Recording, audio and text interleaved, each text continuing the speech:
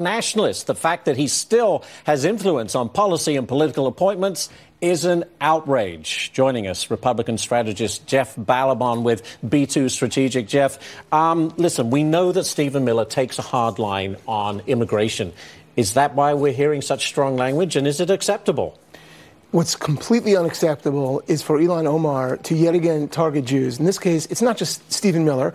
What she's doing is by declaring a Jew, someone who's known to be Jewish, a white nationalist, is she's saying, oh, Jews, you're not minorities. In other words, this is a way of taking away our right to speak out in their culture, this leftist culture that says only certain kinds of people have agency. The fact is, Jews are not only a minority, Jews are the most victimized minority in this country, far more than blacks, Muslims, and women, which is what Ilhan Omar keeps on being characterized as though she's being attacked. She is the most dangerous anti-Semite we've ever seen. She's more dangerous in this country, more dangerous than David Duke and Louis Farrakhan combined, because she sits where she sits and no one is stopping her. And she keeps on assaulting Jews. Well, that's the next point of this. What are the repercussions on this? She will say it's her opinion, it's free speech.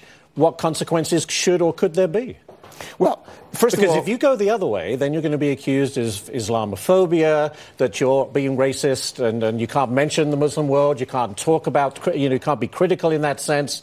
But it appears the other way, it's free reign. Well, the idea that how do you stop that? Right. Well, the idea that her identity protects her while she launches attack after attack after attack on Jews, it's sort of like, let's protect the Gazans while they launch missile after missile after missile into Israel against the civilians. That's ridiculous. At some point, you have to defend yourselves. And what she's doing is she's using her role, not just in Congress, but in the Foreign Affairs Committee, and she seems to be untouchable. The Democrats keep on saying they're going to do something about it, and then they back off. They're going to pass a resolution against her anti-Semitism, and then they back off, and, generically, we don't like Nothing has happened so Correct. far. We don't like, and by the way, it's not just Ilhan Omar. We saw Beto O'Rourke over the weekend make comments about Israel broadly. Oh, it's not Israel I don't like, it's Bibi Netanyahu. And he basically labeled him a racist. Of course, not just him a racist, but as we will see, what he's talking about racism is probably where the opinion of about 80% of Israel is, which is that 80% of Israel really believes more or less what this guy